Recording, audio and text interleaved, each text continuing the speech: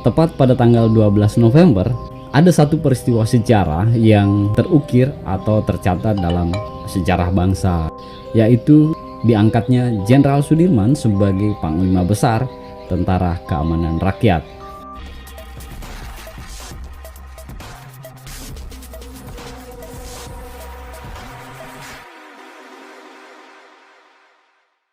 Pada 12 November itu, Tentara Keamanan Rakyat menggelar sebuah konferensi untuk memutuskan pucuk pimpinan tertinggi Angkatan Perang.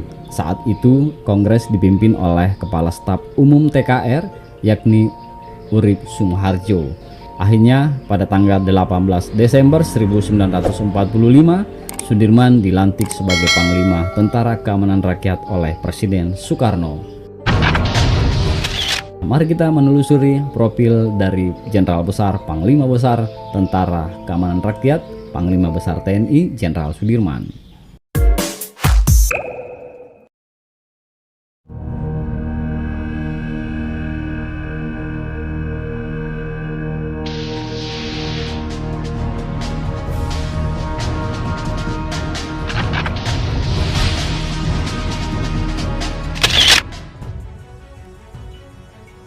Jenderal Sudirman merupakan Panglima Besar TNI pertama yang sangat dihormati sepanjang sejarah Indonesia.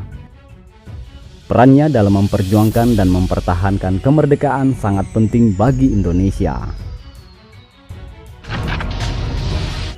Jenderal Sudirman lahir di Purbalingga, Jawa Tengah pada tanggal 24 Januari 1916.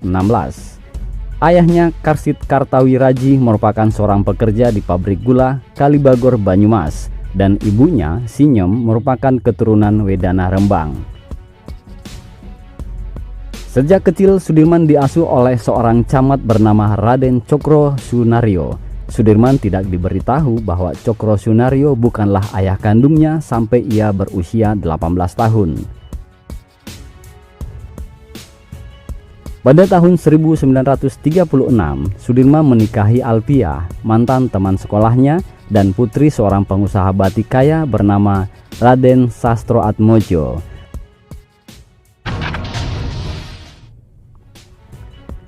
Pada zaman penjajahan Jepang, tepatnya pada tahun 1944, Sudirman bergabung dengan Tentara Pembela Tanah Air di Bogor. Sehubungan dengan posisinya di masyarakat, Sudirman dijadikan sebagai komandan dan dilatih bersama orang lain dengan pangkat yang sama. Paskah Indonesia merdeka dari penjajahan Jepang, ia berhasil merebut senjata pasukan Jepang di Banyumas. Kemudian beliau diangkat menjadi komandan batalion di Kroya setelah menyelesaikan pendidikannya.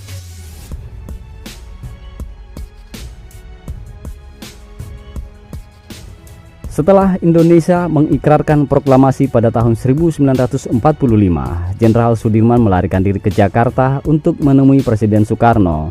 Sang proklamator menugaskan Jenderal Sudirman untuk mengawasi proses penyerahan diri tentara Jepang di Banyumas yang dilakukannya setelah mendirikan divisi lokal Badan Keamanan Rakyat. Ia lalu menjadi Panglima Divisi 5 Banyumas sesudah Tentara Keamanan Rakyat. Hitungan suara adalah Sri Sultan dengan jumlah suara 3, Urip Sumoharjo dengan jumlah suara 21, Sudirman. Tunggu!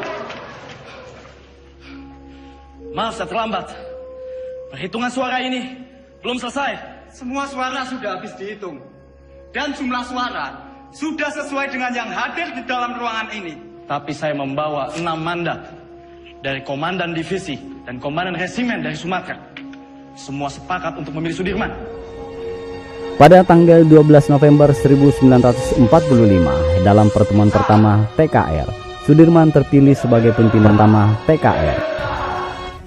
Sambil menunggu pengangkatan, pada akhir November, Sudirman memerintahkan Divisi 5 untuk menyerang pasukan sekutu di Ambarawa. Perang Palagan Ambarawa melawan pasukan Inggris dan Nika Belanda pada bulan November sampai Desember 1945 adalah perang besar pertama yang ia pimpin. Karena ia berhasil memperoleh kemenangan pada pertempuran ini, Presiden Soekarno pun melantiknya sebagai jenderal. Pada 18 Desember 1945, Sudirman resmi diangkat menjadi Panglima Besar Tentara Keamanan Rakyat. Sudirman memperoleh pangkat jenderal tersebut tidak melalui sistem akademi militer atau pendidikan tinggi lainnya, tapi karena prestasinya.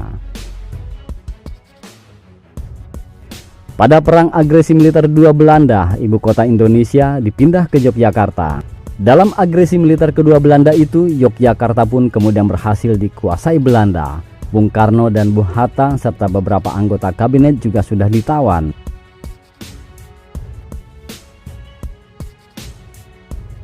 Walaupun Presiden Soekarno sebelumnya telah menganjurkannya untuk tetap tinggal dalam kota untuk melakukan perawatan, namun anjuran itu tidak bisa dipenuhinya karena dorongan hatinya untuk melakukan perlawanan pada Belanda serta mengingat akan tanggung jawabnya sebagai pemimpin tentara.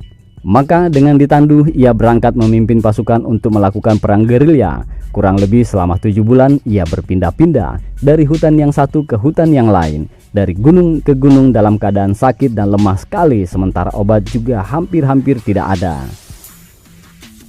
Tetapi kepada pasukannya ia selalu memberi semangat dan petunjuk seakan dia sendiri tidak merasakan penyakitnya. Namun akhirnya ia harus pulang dari medan gerilya. Ia tak bisa lagi memimpin angkatan perang secara langsung, tapi pemikirannya selalu dibutuhkan.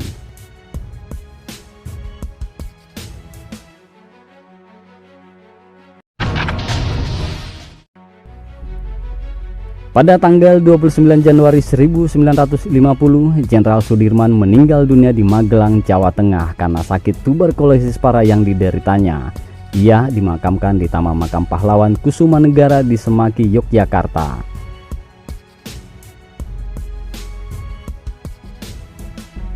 Ia dinobatkan sebagai pahlawan pembela kemerdekaan. Pada tahun 1997, dia mendapatkan gelar sebagai Jenderal Besar Anumerta dengan bintang 5, pangkat yang hanya dimiliki oleh beberapa jenderal di Republik Indonesia sampai sekarang. Sudirman dikenal oleh orang-orang di sekitarnya dengan pribadinya yang teguh pada prinsip dan keyakinan, di mana ia selalu mengedepankan kepentingan masyarakat banyak dan bangsanya di atas kepentingan pribadinya, bahkan kesehatannya sendiri.